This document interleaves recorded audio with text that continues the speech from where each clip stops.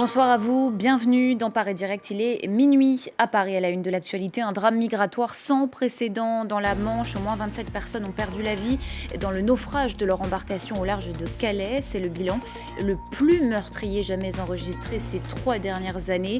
4 passeurs suspects ont été arrêtés. On en parle avec Antoine Mariotti avec nous sur ce plateau. Et face à ce drame, l'onde de choc se propage entre Paris et Londres. Le Premier ministre britannique a convoqué ce soir une réunion de crise. Il appelle la France à en faire plus, ensemble. Côté français, Emmanuel Macron demande lui le renforcement immédiat de Frontex et une réunion européenne d'urgence. À la une également, l'Allemagne s'apprête à tourner une page de son histoire. 2 mois après les élections législatives, la coalition Feu tricolore est en place. Elle regroupe les sociodémocrates, les Verts et les libéraux. Le point sur leur programme à suivre.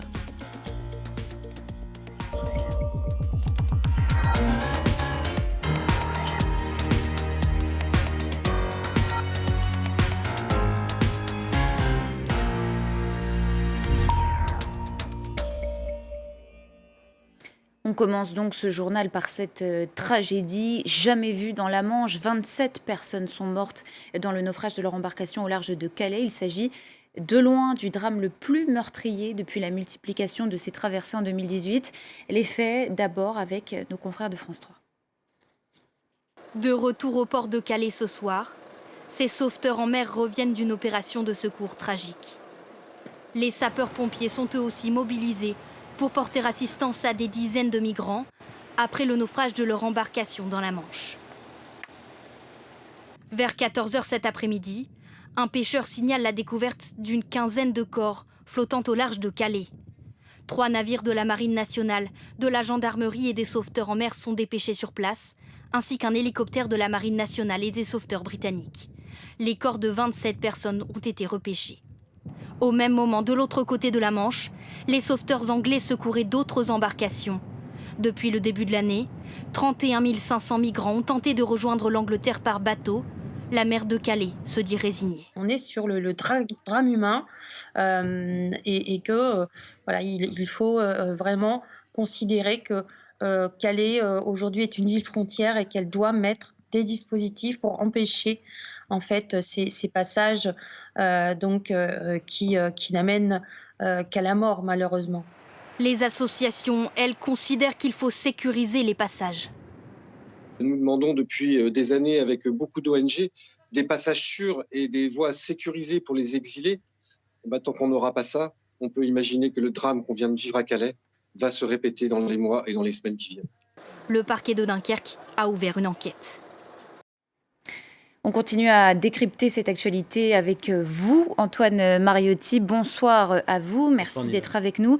Ces dernières semaines, le nombre de départs de bateaux transportant des migrants a explosé. Comment on peut expliquer tout simplement ce phénomène ? Bien, Natacha Bouchard, que l'on vient d'entendre, qui est donc la maire de Calais, l'a expliqué d'ailleurs tout à l'heure devant les caméras, devant l'hôpital de Calais où malheureusement les rares survivants sont en train d'être soignés. Elle dit qu'il y a une pression anormale actuellement, que c'est lié à la saisonnalité, parce qu'on arrive de plus en plus dans l'hiver, donc la traversée va être de plus en plus compliquée, de plus en plus périlleuse. Le vice-président de la région des Hauts-de-France expliquait qu'avec les températures actuelles de la Manche, qui est une mer froide, eh bien, on ne survit que 15 minutes si jamais on tombe à l'eau. Vous voyez, donc c'est extrêmement dangereux. Et on va le voir sur une carte parce qu'il y a beaucoup de passages entre Calais et Douvres. Et finalement, entre Calais et Douvres, eh bien, c'est la partie la plus proche entre les deux pays, entre la France et le Royaume-Uni. Mais le problème, c'est qu'il y a énormément de policiers. Gérald Darmanin disait qu'ils étaient 780 rien que ce matin. Et du coup, ce que font les migrants qui arrivent de Belgique, des Pays-Bas pour arriver en France, pour pouvoir ensuite aller au Royaume-Uni,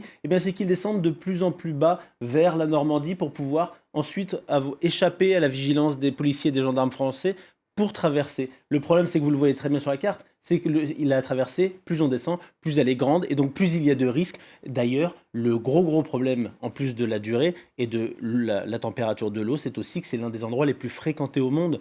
C'est une autoroute maritime où il y a énormément de pêcheurs, de ferries, de transports, de bateaux commerciaux. Et donc tout cela, évidemment, quand on est un petit zodiaque qui traversent en pleine nuit, en pleine mer, dans un endroit où il y a régulièrement des conditions difficiles avec le vent, eh bien c'est extrêmement dangereux parce qu'on n'est pas éclairé, on n'a pas de balise, on n'a rien du tout.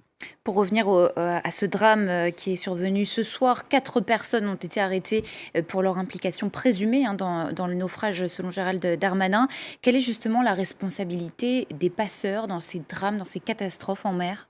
C'est un véritable trafic d'êtres humains comme il y a un trafic de drogue, c'est-à-dire que vous avez en ce moment à peu près 800 personnes qui, chaque jour, tentent de passer de la France vers le Royaume-Uni. Et 800 personnes, pour chaque passage, Natacha Bouchard le rappelait tout à l'heure, la maire de Calais, c'est entre 3 et 10 000 euros qui est payé. Vous imaginez la manne financière que cela représente pour ces voyous, pour ces criminels qui donc sont des passeurs. Alors, il y en a eu de nombreux qui ont été arrêtés. Gérald Darmanin, le ministre français de l'Intérieur, a affirmé ce soir qu'il y avait 1500 passeurs qui avaient été arrêtés depuis le début d'année. Mais on voit bien qu'avec une telle manne, évidemment, cela amène une criminalité plus importante, donc davantage de passeurs qui arrivent, et qu'il y a toujours 800 personnes plus ou moins qui passent chaque jour. Donc on atteint des chiffres absolument colossaux. Alors Gérald Darmanin qui affirme qu'il va faire très rapidement, je cite, des propositions au président de la République pour lutter contre les passeurs. On se demande un peu, c'est ce que disait en filigrane finalement la maire de Calais, ce que l'on a attendu pour le faire. Il y a déjà eu des choses évidemment, mais quelles nouvelles propositions, si nouvelles il doit y avoir, pourquoi elles n'ont pas été faites plus tôt? C'est ce que se demandent les autorités locales, parce qu'à Calais, même s'il y a cette envolée finalement des traversées depuis 2018, parce que c'est davantage contrôlé au niveau du tunnel sous la Manche et du port de Calais, et donc il y a davantage de personnes qui tentent de passer par la mer, eh bien c'est aussi un gros problème, parce que ça fait plus de 20 ans qu'il y a ce problème. On se rappelle tous de la jungle de Calais qui a été démantelée, mais ça n'a pas réglé le problème. Les migrants sont toujours là et tentent toujours de passer parce que la détresse dans d'autres pays, l'Afghanistan et bien d'autres, est toujours malheureusement très importante. Merci à vous, Antoine Mariotti, pour ces éléments de compréhension. Côté britannique, à présent, le Premier ministre a convoqué ce soir une réunion de crise. Boris Johnson assure vouloir, je cite, faire plus avec la France pour décourager les traversées illégales. On l'écoute. Il faut évidemment que l'on travaille avec nos amis français, avec nos partenaires européens. Et je le dis à nos partenaires de l'autre côté de la Manche, maintenant, il est temps que nous travaillions ensemble et que nous fassions tout ce que nous pouvons pour briser ces gangs qui ont du sang sur les mains, au sens propre. Et puis, sachez que le Premier ministre britannique et le président français Emmanuel Macron ont convenu par téléphone ce soir de l'urgence de renforcer la lutte contre les traversées illégales. Voilà ce que l'on pouvait dire ce soir de ce drame migratoire dans la Manche. Autre titre de l'actualité, l'Allemagne qui ouvre une nouvelle page de son histoire, celle de l'après-Merkel, avec un gouvernement et une alliance inédite composée des sociodémocrates, des Verts et des libéraux. Ils ont conclu ce mercredi un contrat de coalition qui va donc les guider pour les 4 prochaines années.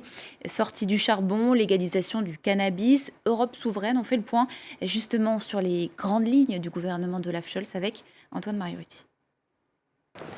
2 mois de négociations résumés en 177 pages. C'est le plan de bataille détaillé sur lequel la nouvelle coalition au pouvoir s'est accordée.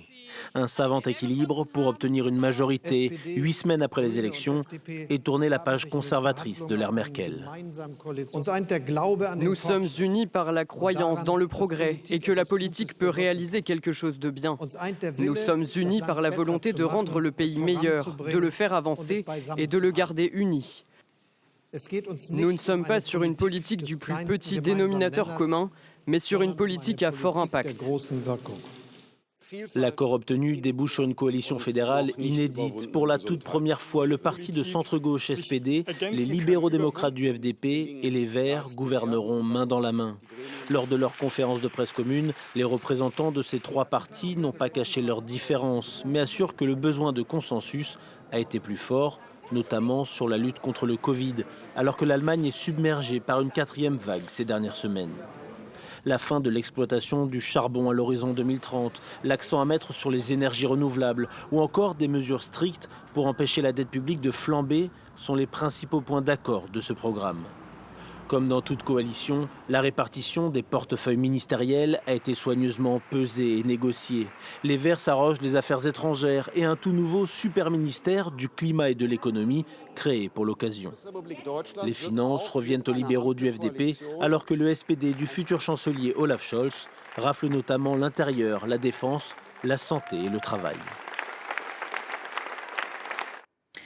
Les Antilles s'enfoncent dans la crise. Après la Guadeloupe, la Martinique a connu une nouvelle nuit de tension. Pourtant, l'intersyndicale avait demandé la levée des barrages pour éviter justement l'emballement de la violence. On fait le point sur la situation dans les deux îles avec Manon Bougot, avec les équipes de Martinique, la première. Les conducteurs ont bien tenté leur chance, mais ici, il n'y a déjà plus d'essence. On essaie de zoner pour en trouver, mais non, c'est peine perdue. Les stations peinent à être approvisionnées. Quand il reste du carburant dans les réservoirs, comme ici, la distribution est rationnée, pas plus de 20 litres par véhicule. En Guadeloupe, acheminer de l'essence ou des denrées alimentaires est devenu presque impossible avec ces barrages qui paralysent l'île. Dans cette supérette, les étalages ne restent pas longtemps achalandés. Aujourd'hui, on fait des courses un peu rapidement parce qu'on a peur de pas être réapprovisionné.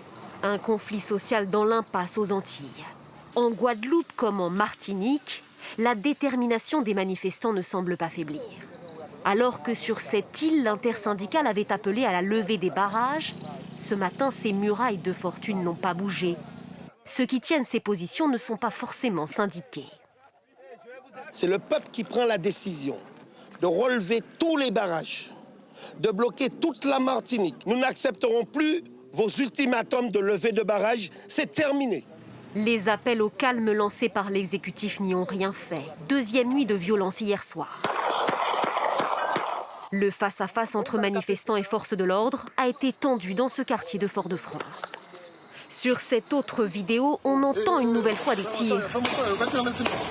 Les policiers et les gendarmes auraient été visés. Ce matin, beaucoup d'habitants sont écœurés. Il y a des voitures brûlées, on ne peut pas passer. Ça fait 2 jours que ça dure. Il y a des blessés. Alors là, je ne peux pas être content. Sur l'île, 7 policiers et 5 gendarmes ont été légèrement blessés. Ils n'ont pas été hospitalisés. Et puis, sachez que le ministre des Outre-mer, Sébastien Lecornu, réunira demain, jeudi après-midi, en visioconférence, l'ensemble des élus de la Guadeloupe. Voilà, fin de cette tranche d'information. Merci pour votre attention. Excellente soirée à vous sur France 24.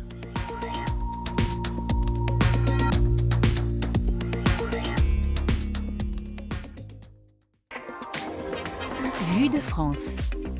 Vue de France, c'est le rendez-vous incontournable pour suivre toute l'actualité française.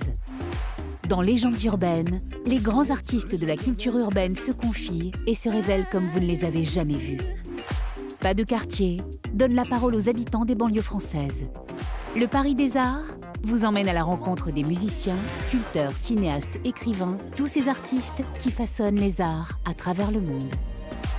Vous êtes ici, gastronomie, architecture, littérature, la palette des talents français n'a pas fini de vous surprendre. C'est en France, parcours l'Hexagone pour mieux comprendre le quotidien des Français. Vue de France, à retrouver tous les jours sur France 24 et france24.com.